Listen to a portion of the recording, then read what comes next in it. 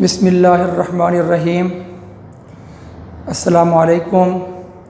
प्यारे बच्चों, क्या हाल हैं? ठीक ठाक हैं? खुश हैं? मैं अल्लाह ताला से दुआ गो हूँ कि आप जहाँ कहीं भी हों अल्लाह ताला की हिफ्ज़ व अमान में रहें, आमीन। बेटा जी, आज का हमारा चैप्टर नंबर 3 हम शुरू करने जा रहे हैं और चैप्टर नंबर 2 जो है 22 लेक्चर्स के साथ इख्तिताम पजीर हो चुका है। तो आज हमारा न्यू लेक्चर है और चैप्टर का नाम है डायनामिक्स, और जो चैप्टर नंबर 2 था उसका नाम था काइनेमैटिक्स। तो ये डायनामिक्स है, वो काइनेमैटिक्स था। और आपको अगर याद हो तो हमने चैप्टर 1 के अंदर मैकेनिक्स एक ब्रांच थी फ़िज़िक्स की, उसको डिस्कस किया था। तो उसमें मैंने ये बताया था कि जब हम समंदर का नाम लेते हैं तो हमारे जहन में पानी का तस्वुर आता है। तो इसी तरह मैंने कहा कि फ़िज़िक्स में अगर मैकेनिक्स का नाम लिया जाए तो जहन में तस्वुर मोशन का आना चाहिए, कि कहीं पर भी आप मोशन देखें कि कोई बॉडी मूव कर रहा है तो समझ लें कि ये फ़िज़िक्स के हिसाब से ये मैकेनिक्स है। सही है? तो ये बात हमने पहले चैप्टर में की थी। तो फिर मोशन जब कोई बॉडी करता है तो उस मोशन को डिस्कस करने के 2 तरीके होते हैं। या तो सिर्फ उस मोशन को ही डिस्कस किया जाए और उस मोशन की वजह बनने वाली चीज़ें या ऐसी चीज़ें जो मोशन पे असरअंदाज होती हैं उनको डिस्कस ना करें। तो वो चैप्टर नंबर 2 था हमारा, काइनेमैटिक्स। ठीक है? तो पूरे चैप्टर नंबर 2 के अंदर बेटा हमने क्या किया कि सिर्फ मोशन को डिस्कस किया। मोशन के ऊपर जो चीज़ें अपना इफ़ेक्ट डालती हैं, असर डालती हैं, उन चीज़ों को हमने पूरे चैप्टर नंबर 2 में डिस्कस नहीं किया। ठीक है? अब आप में से कई बच्चे सोच रहे होंगे, सर मोशन के ऊपर कौन सी चीज़ें इफ़ेक्ट डालती हैं, असर डालती हैं? तो याद रख लें, मोशन के ऊपर 2 चीज़ें बहुत ज़्यादा इफ़ेक्ट डालती हैं। तमाम बच्चे इस बात को जहन में बिठा लें कि किसी भी बॉडी की जब मोशन होती है ना, तो उस मोशन के ऊपर 2 चीज़ें बहुत असर डालती हैं। नंबर 1 फोर्स और number 2 mess of the body. तो इन दोनों चीज़ों को फिज़िक्स की ज़बान में हम बोलते हैं कॉज। यानी ये ऐसे वजूहात हैं, कॉजेज़ 2 हैं, कॉजेज़। तो ये ऐसी वजूहात हैं जो मोशन के ऊपर अपना असर डालती हैं, और ये सारा कुछ हम चैप्टर नंबर 3 में पढ़ेंगे।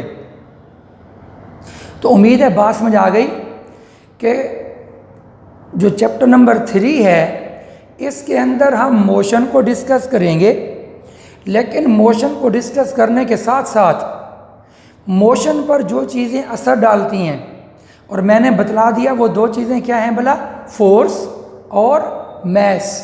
तो इन 2 चीज़ों को भी डिस्कस करेंगे कि भी इन 2 चीज़ों का मोशन के ऊपर क्या असर पड़ता है। सही है? और जो चैप्टर नंबर 2 था हमारा, उसमें हमने, आपको याद होगा कि भाई हमने किसी पूरे चैप्टर नंबर 2 में कहीं पर फोर्स को डिस्कस नहीं किया था। कहीं पर भी हमने बॉडी का जो मैस है उसको डिस्कस नहीं किया था। ठीक है? अब आप देखें उसमें रेस्ट था, मोशन, टाइप्स ऑफ मोशन।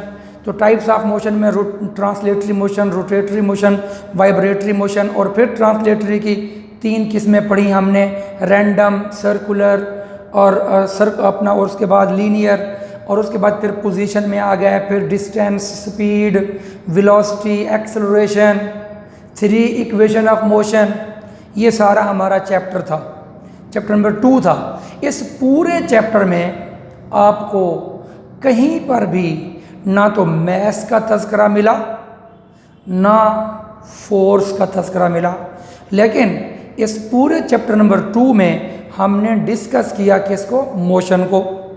अब चैप्टर नंबर 3 के अंदर भी हम मोशन को ही डिस्कस करेंगे, लेकिन इसके साथ साथ हम जो चीज़ें इस पर असर डालती हैं, और वो मैंने कहा 2 चीज़ें होती हैं, एक फोर्स है और एक जो है वो मैस है, तो इन दोनों का नाम है कॉजेस, तो इनको भी डिस्कस करेंगे। ये आने वाले दिनों में जो हमारे लेक्चर चलेंगे तो आप देखेंगे कि, और जब ये चैप्टर मैं ख़त्म करूँगा चैप्टर नंबर 3, तो मैं जिस तरह अभी मैंने चैप्टर नंबर 2 का आपको अभी 2 मिनट में रिव्यू दिया है, और उसमें कहीं पर भी ना फोर्स का तज़किरा है ना मैथ्स का तज़किरा है, तो जैसे ही चैप्टर नंबर 3 हमारा ख़त्म होगा तो मैं आपको पूरे चैप्टर का रिव्यू करवाऊंगा 1-2 मिनट के अंदर, और बताऊंगा कि पूरे चैप्टर नंबर 3 में हर जगह पर देखें किस तरह फोर्स और मैथ्स दोनों चीज़ें उसके अंदर जो हैं वो मौजूद हैं। इंशाअल्लाह ये जब चैप्टर ख़त्म होगा उस वक्त आपको समझ आएगी। तो भाई अब मज़ीद बात हम ये करेंगे कि इस चैप्टर नंबर 3 के अंदर एक तो मैंने बतला दिया कि हम मोशन को डिस्कस करेंगे, मोशन के साथ डिस्कस करेंगे फोर्स को और मैथ्स को, और इसके अलावा यानी यही फोर्स और मैथ्स जब डिस्कस कर रहे होंगे और जब हम ये चैप्टर पढ़ेंगे तो इसमें न्यूटन, जिसको बाबा फिज़िक्स बोलते हैं, तो इसने जो मशहूर ज़माना 3 लॉज ऑफ मोशन पेश किए थे, Newton first law of motion, Newton second law of motion, Newton third law of motion, तो ये सारे हम जो है इस चैप्टर के अंदर डिस्कस करेंगे। फिर उसके बाद जो है फोर्स और मोमेंटम का आपस में क्या ताल्लुक़ है, ख़ुद मोमेंटम क्या चीज़ है, फिर उसके बाद law of conservation of momentum क्या होता है, तो ये सारी चीज़ें चैप्टर नंबर 3 के अंदर हम डिस्कस करेंगे। फिर उसके बाद इस चैप्टर के एंड में फ्रिक्शन का टॉपिक आएगा, तो फ्रिक्शन भी असल में फोर्स ही है, वो भी जब हम वहाँ पहुँचेंगे तो मैं आपको डिटेल से बता दूँगा कि फ्रिक्शन फोर्स कैसे है। तो ये चीज़ें हैं जो हम चैप्टर नंबर 3 के अंदर आने वाले दिनों में डिस्कस करेंगे इंशाअल्लाह ताला। तो अभी हम स्टार्ट करते हैं। तो आज का हमारा पहला टॉपिक, पहली डेफिनेशन, जो कि चैप्टर का नाम है डायनामिक्स, और ये मैं अभी अभी बता चुका हूँ कि डायनामिक्स जो है ये साफ ज़ाहिर है मैकेनिक्स की ब्रांच होगी। क्यों? क्योंकि डायनामिक्स में हमने 3 चीज़ों को डिस्कस करना है, मोशन को, और जहाँ मोशन होगा तो वो बन गई मैकेनिक्स, और मोशन के साथ हम डिस्कस करेंगे 2 चीज़ें और होंगी, और वो 2 चीज़ें क्या थी, फोर्स है और मैथ्स है, और इन दोनों चीज़ों का नाम मैंने क्या कहा था, कॉज। तो गौर करें, द ब्रांच ऑफ मैकेनिक्स, कि ये जो डायनामिक्स है ना, that is the branch of mechanics. क्यों? कि मैकेनिक्स में मोशन पढ़ी जाती है और डायनामिक्स में भी हम क्या पढ़ेंगे, मोशन को डिस्कस करेंगे। The branch of mechanics that deals with the study of motion of object with discussing the cause of motion, कि हम जो है वो यहाँ पर मोशन के जो कॉज हैं उसको भी डिस्कस करेंगे। तो ये कॉज ऑफ मोशन मैंने आपको बतला दिए, फोर्स है और मैथ्स है वगैरह। इसको वक्त आने पर आगे हम डिटेल से पढ़ेंगे। उसके बाद है फिर हमारा अगला क्वेश्चन है, बहुत सिंपल सा है, what is force, give examples भी दें। तो फोर्स क्या चीज़ है और उसकी 1-2 एग्जांपल भी दे दें। तो भाई याद रख लें कि फोर्स है क्या चीज़, फोर्स किस चीज़ का नाम है। तो डिफाइन लिखा हुआ है बहुत सिंपल सा, अ पुश और पुल। तो याद रख लें कि गोया कि हमें पता चल गया कि फोर्स है क्या, फोर्स नाम है या पुश करने का या पुल करने का।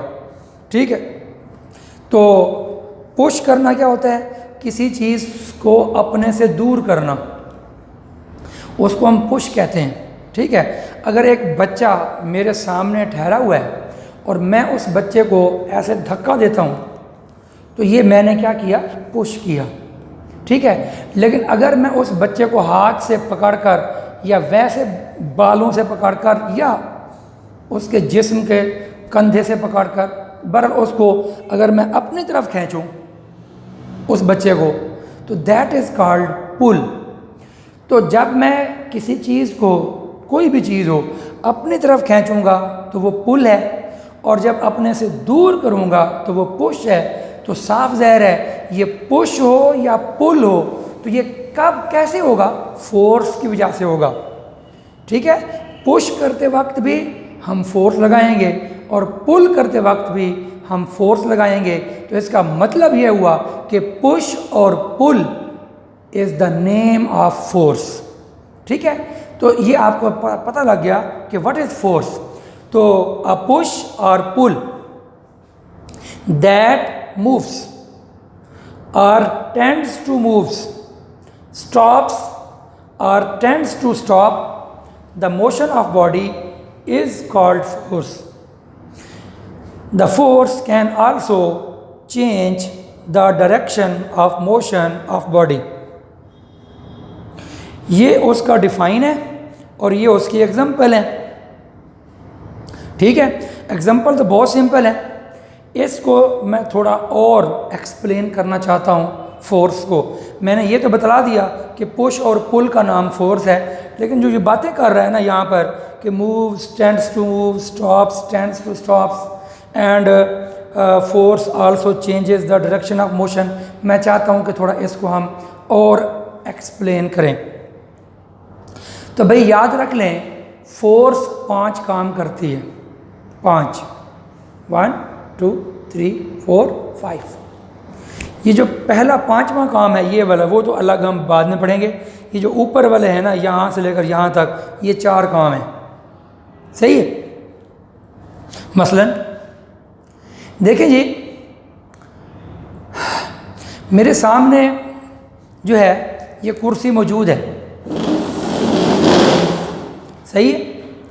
अब अगर इस कुर्सी को मैं धक्का लगाऊं, पुश करूं, तो गोया के मैंने इस कुर्सी को मूव कर दिया। तो मूव कुर्सी हो भी गई। तो पहला काम फोर्स का, जो 4 काम थे उसमें पहला काम ये हुआ कि फोर्स की मदद से हम चीज़ों को मूव करवाते हैं, चाहे वो अपने से पुश करें या पुल करें। अब मैं कुर्सी को अपनी तरफ खींच लूँ फिर भी मूव करेगी। तो पहला काम जो है वो फोर्स का ये है कि वो चीज़ों को मूव करवाती है। फोर्स की मदद से हम चीज़ों को मूव करते हैं, ये पहला काम है। अच्छा, यहाँ पर अगर कुर्सी ना होती, फ़र्ज़ कर लें, और यहाँ पर कार ठहरी होती या बस ठहरी होती, ठीक है। अब जैसे मैंने कुर्सी को धक्का दिया, अब अगर यहाँ पर कार ठहरी हो और मैं अकेला बंदा उस कार को धक्का लगाऊं, 4-5 बंदे हों तो शायद फिर कार तो मूव करेगी, लेकिन मुझ अकेले बंदे से कार मूव नहीं करेगी। अब मैं कार को ज़ोर से धक्का लगा रहा हूं, कार अपनी जगह पर ठहरी हुई है। तो क्या ख्याल है, कुर्सी को मैंने फोर्स लगाई थी, वो मूव कर गई। कार पर फोर्स लगाई तो कार तो मूव नहीं कर रही, कार तो अपनी जगह पे ठहरी हुई है।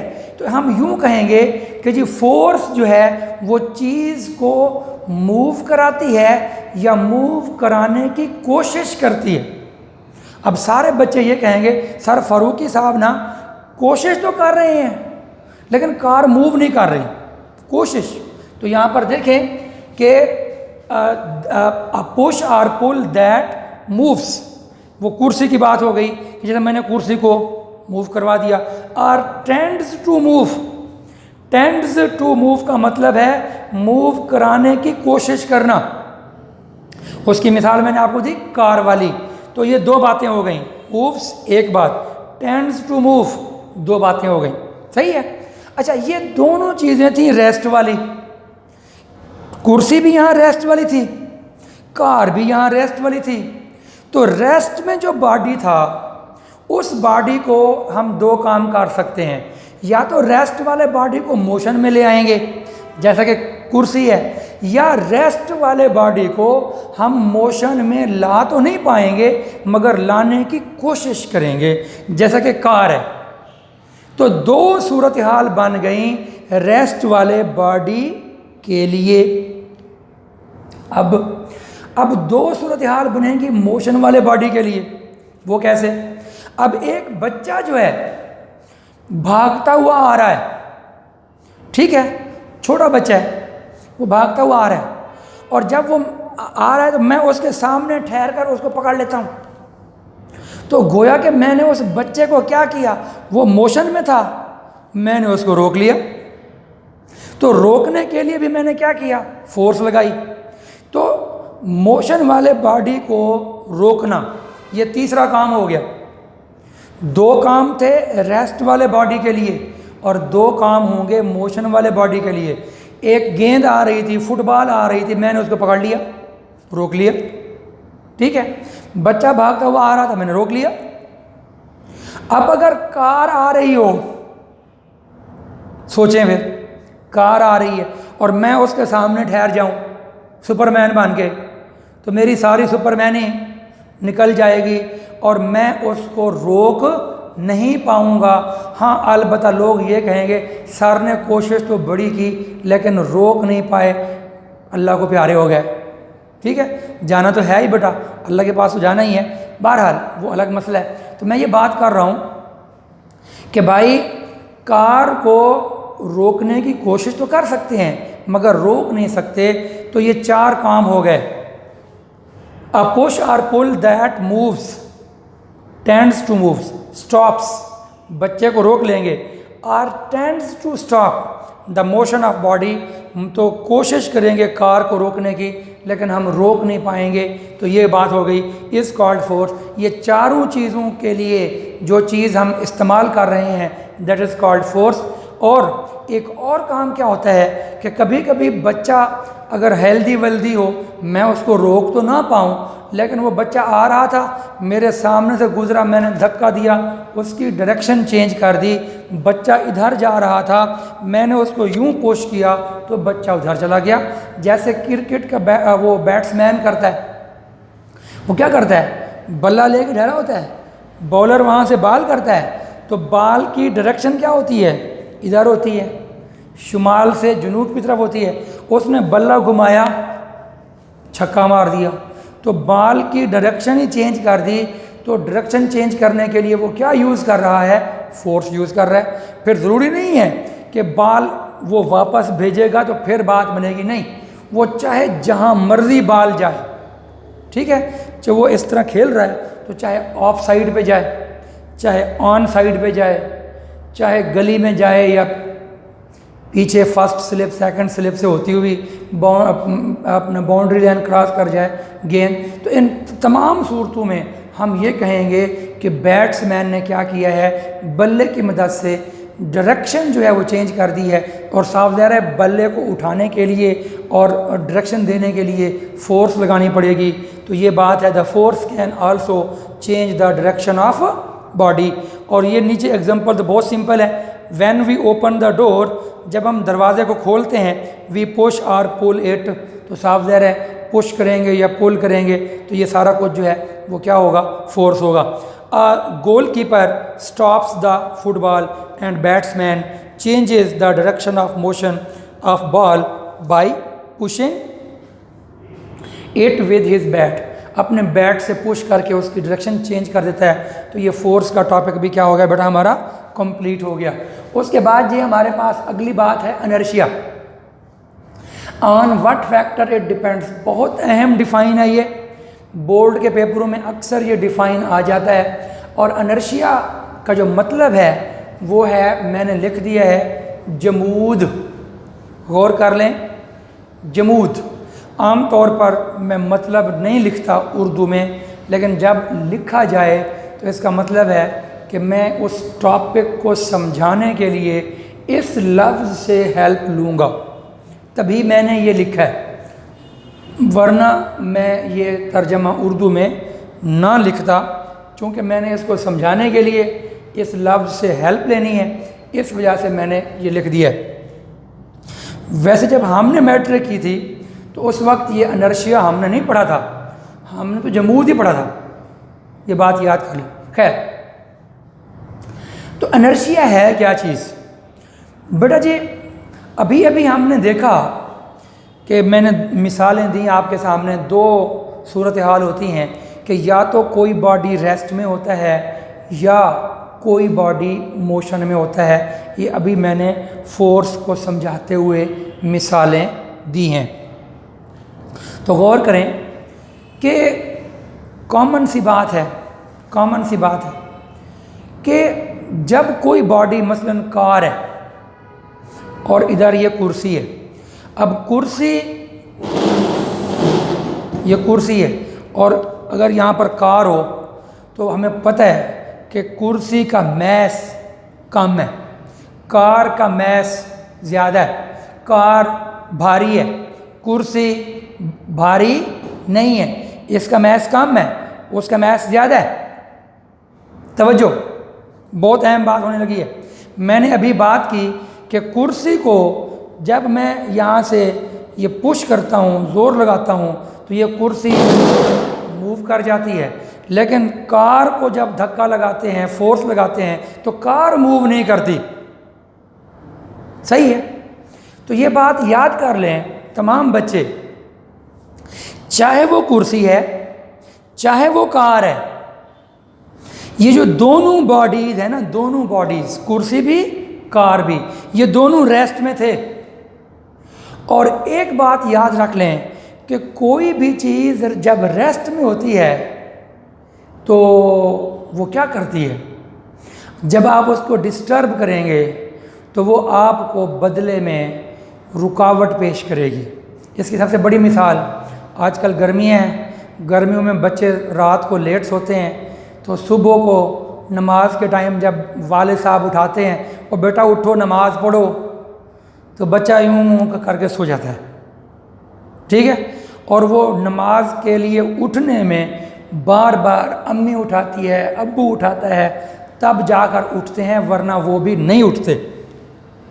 तो इसका मतलब क्या था कि हमने क्या किया, बच्चा सुकून में था, हमने उसको उठाना चाहा, तो बच्चा सुकून में रहना चाहता है, वो नींद में ही रहना चाहता है, और हम जो उसको उठाना चाहते हैं तो वो हमारी रेजिस्ट करता है, वो मुखालफत करता है, वो कहता नहीं मैं रेस्ट में हूँ, मुझे रेस्ट में रहने दो।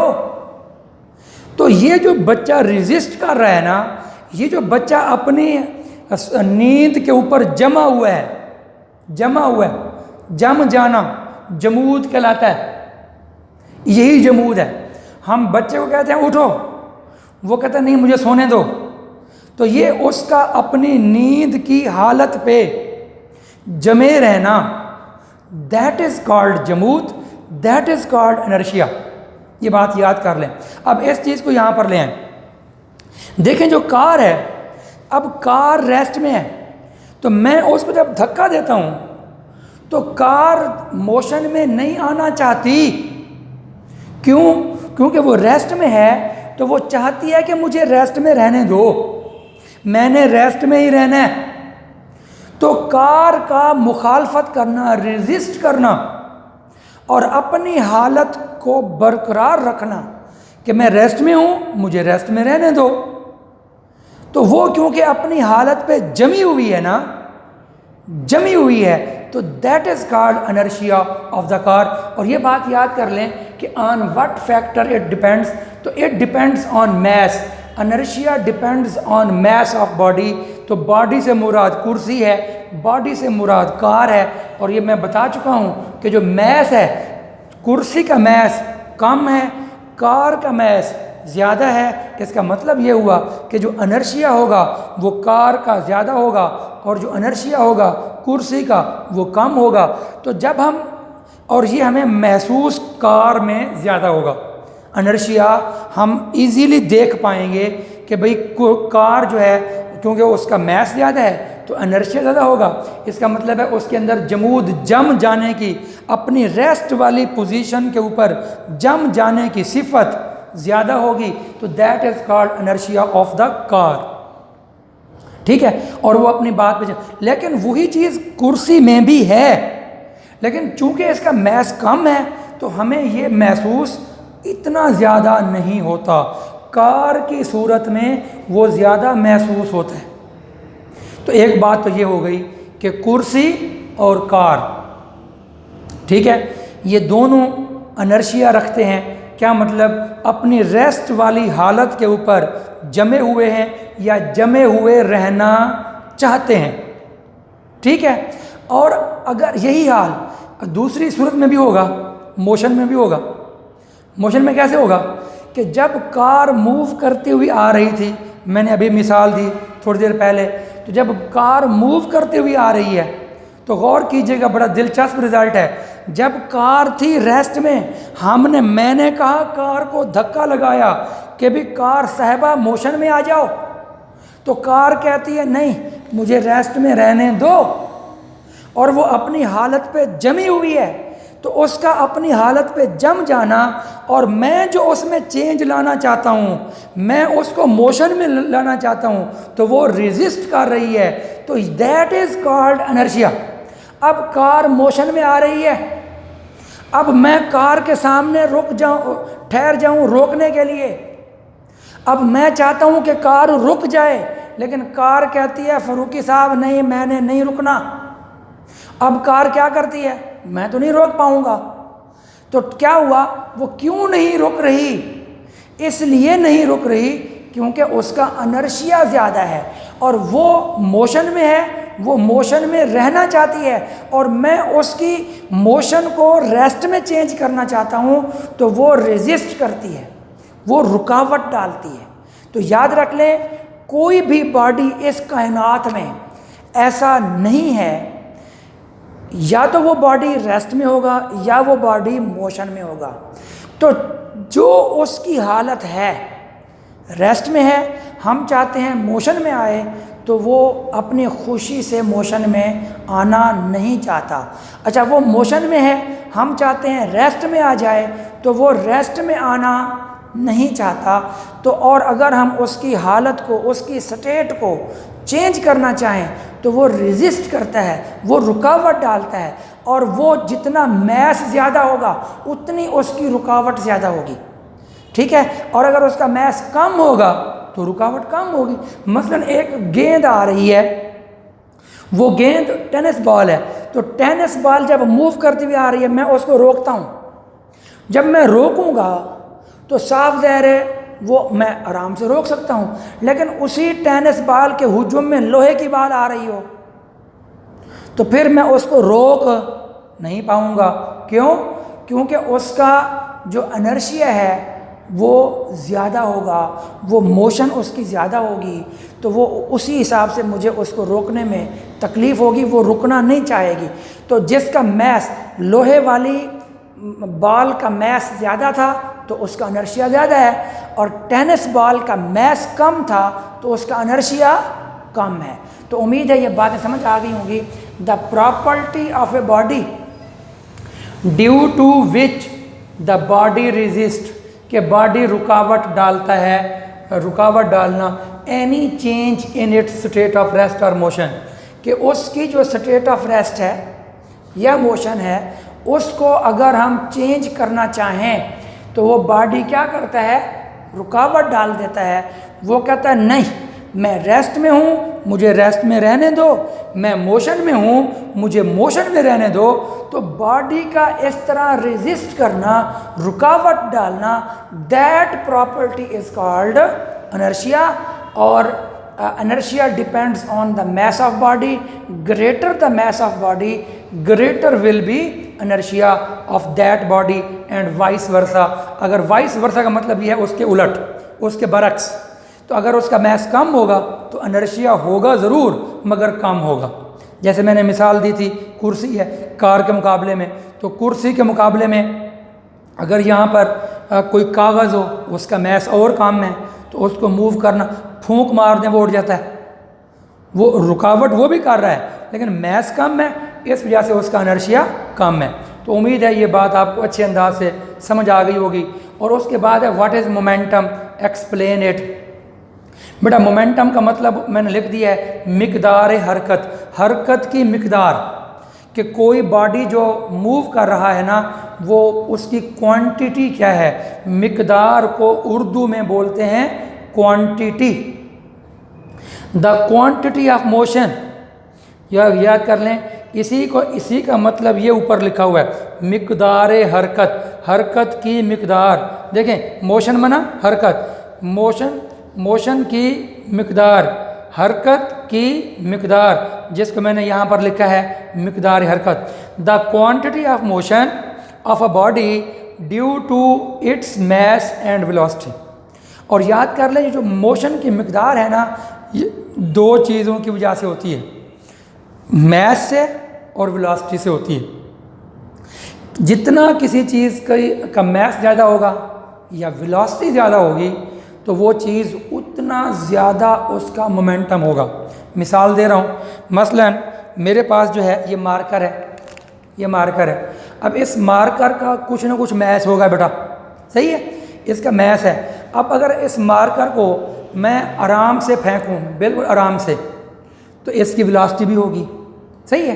तो जब इसकी वेलोसिटी होगी तो उस वेलोसिटी को और इस मार्कर के मैस को, इन दोनों को मल्टीप्लाई कर दो, mv, mass multiply by the velocity, mass of the marker, velocity of the marker, इन दोनों को जब मल्टीप्लाई करेंगे तो एक नई चीज़ हमें हासिल होगी। जिस तरह 5 और 3 है तो 5 को और 3 को मल्टीप्लाई कर दो तो एक नया नंबर मिल जाता है जिसका नाम है 15। तो इस तरह ये मैस है, ये वेलोसिटी है, जब इन दोनों को मल्टीप्लाई करेंगे तो एक नई चीज़ मिल जाती है और उस नई चीज़ का नाम है मोमेंटम। और मोमेंटम को जाहिर करते हैं P से। अब P से बनता क्या है ये कोई पता नहीं है, तो पूरे मोमेंटम में याद कर लो, पूरे मोमेंटम में कहीं पर भी P मौजूद नहीं है, लेकिन मोमेंटम को साइंसदान जो है वो P से ही जाहिर करते हैं, तो आपको भी P से ही जाहिर करना पड़ेगा। तो मोमेंटम जो है वो अब इस मार्कर का मैस और इसकी वेलोसिटी मोमेंटम बन जाएगी।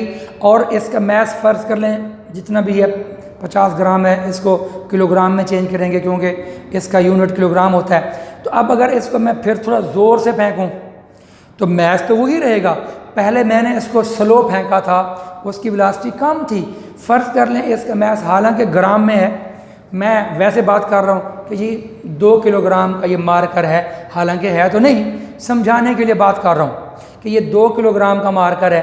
अब मैंने 2 किलोग्राम के मार्कर को आराम से फेंका और फ़र्ज़ करें इसकी वेलोसिटी 3 है, 3, तो मोमेंटम इसका होगा, मैस इसका 2 किलोग्राम और वेलोसिटी इसकी 3, तो 2 मल्टीप्लाई बाई 3 6, तो इसका मोमेंटम होगा 6।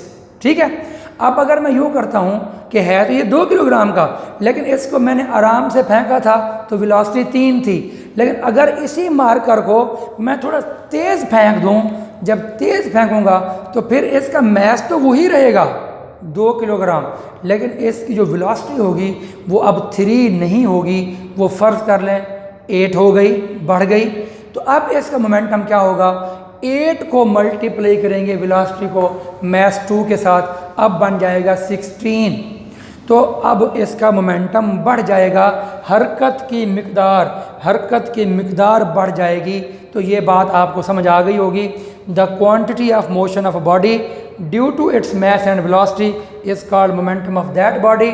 और मोमेंटम का फार्मूला जो है मैस मल्टीप्लाई वेलोसिटी, और वेलोसिटी क्योंकि वेक्टर है इस वजह से मोमेंटम भी वेक्टर होगा।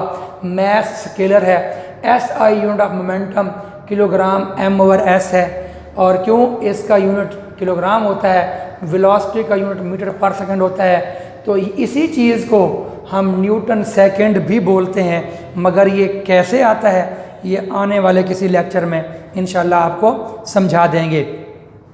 फ़िलहाल आप इसको ऐसे ही याद करेंगे। उसके बाद क्वांटिटी है, एज वेलोसिटी इज़ वेक्टर, तो चूँकि वेलोसिटी वेक्टर है सो momentum is also vector quantity. तो बेटा इसके साथ आज का हमने जो 4 डेफिनेशन पढ़ी थी, डायनामिक्स, फोर्स, इनर्शिया और मोमेंटम, ये यहाँ पे ख़त्म हो गई हैं। अपना और दूसरों का ख्याल रखिएगा। फ़ी अमानिल्लाह। अस्सलामु अलैकुम वरहमतुल्लाहि वबरकातुहू।